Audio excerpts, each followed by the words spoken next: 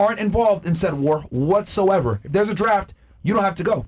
Matter of fact, we had a great conversation. I had to kick a couple girls off the podcast off when I had this, but I had a Ukrainian girl on the show, right? A couple? Yeah, I kicked the whole panel off. But there's a Ukrainian girl on the panel, right? And for some of you guys that don't know, right, this there was a war in Ukraine in like 2022, right? You guys are all aware of this? Yes. Right?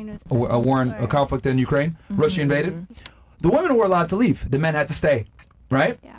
This girl runs from her country, and a couple of her male family members die. So she's sitting on a panel. I'm like, so who do you want to vote for? I asked her the same exact thing. She was sitting where you're sitting, actually. And she was like, oh, I'm going to vote for whoever's more pro-Ukraine. I was like, okay, cool.